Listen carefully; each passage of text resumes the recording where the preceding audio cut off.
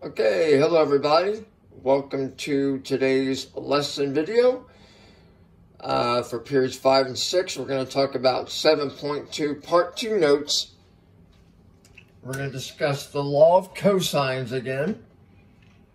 If you're given all three sides of the triangle. In part 1, we were given a different set of parts, but here in part 2, we're going to use the law of cosines to solve the triangle if you're given all three side lengths.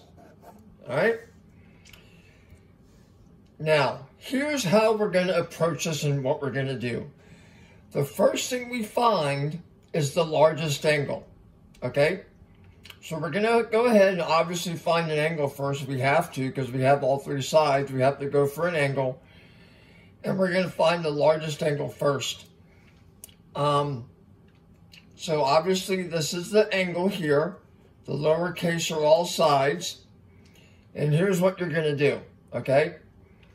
You're going to put the largest side that you're given in for this letter on the left side.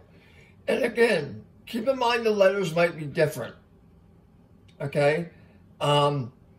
This might be lowercase c and capital C. And these are A and B. Okay, so keep in mind, though, that the largest angle you're going to go for first. So this is going to be kept as a variable in the equation. And you're going to plug in the numbers here. The largest number, the largest side goes here. Okay? Like it mentions. All right, so let's go ahead and make a note that this is important. And let's go ahead and make a note of that. And let's go ahead and try the example below to see how this works. Once you plug the numbers in, guys, you are going to solve this differently than we did in part 1 because you're going for an angle, okay?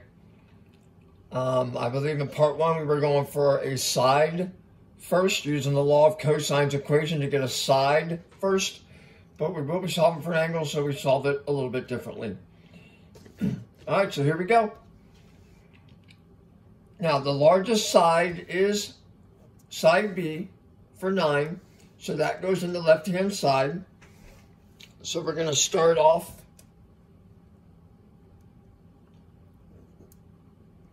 (9 squared) equals, now the other two sides, 6 and 4, go in here. 6 squared plus 4 squared minus 2 times both sides. So minus 2 times 6 times 4 times the cosine of the angle. Well, we're going for capital B. It really doesn't matter what variable you use. I mean, that can be any letter. It's just going to be the first angle you're finding. That's all. All right, so substitute the numbers in. Now, when you're going to solve this equation, you got to be careful how you handle running through the algebra and the inverse operations. First, you can square each of these and add those together. So you get 81, 36, and 16 here.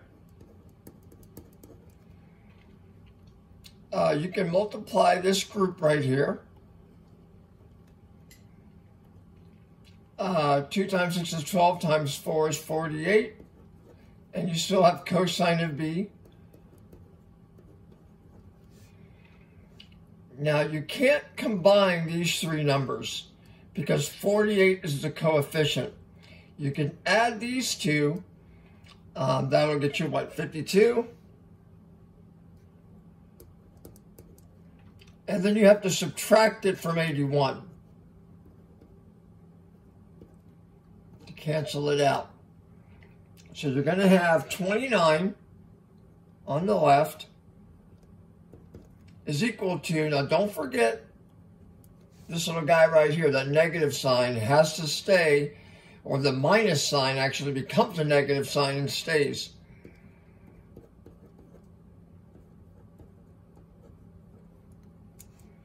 Now divide both sides by negative 48 to cancel it out.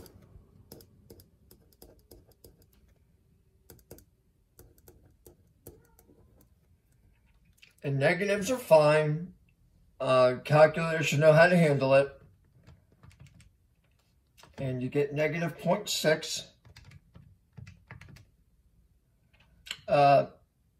It's about 0.604, so negative 0.6 is fine. Now remember, when you're going for an angle, you're going to use the inverse button. So this is the inverse of negative 0.6, inverse cosine of negative 0.6, and that will give you your largest angle, in this case, angle B. And it rounds to about 127 degrees. All right, so we have our largest angle. Now what we're going to do is solve for the second angle. And we're just going to use the law of sines to do that. You could use the same equation. You could go through this again to find the second angle, but law of sines is much simpler. So let's just use that. So the sine of this angle we have now, 127, over the side opposite it, which is 9. And that equals, either one of these you can go for first. Let's just go for A, the sine of A over 6. And now you're just going to solve this like we did back in 7.1 a little bit. So enter this as a decimal. The sine of 127, if we punch that out, about 0.7986. So it's very, very close to 0.8. So we can just use 0.8. All right, if you multiply 0.8 times 6 and divide by 9, that will equal the sine of A.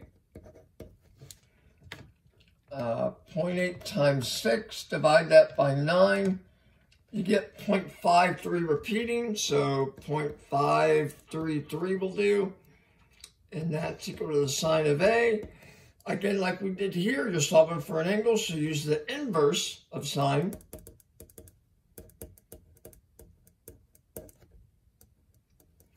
And you can round to the nearest whole number. So inverse sine of 0.533, it's about 32 degrees. And since you have two angles, very simple to find the last one. Subtract the two you have from 180 total in a triangle. And we get 21 degrees for the last angle. So there you go, guys. We solved for the missing parts of the triangle. That's what solving the triangle means. We were given these three sides. We used the law of cosines to get the first angle, law of sines to get the second, and simple subtract 180 to get the third. All right, guys. Have a good rest of your day. And take care. Stay healthy. Bye-bye.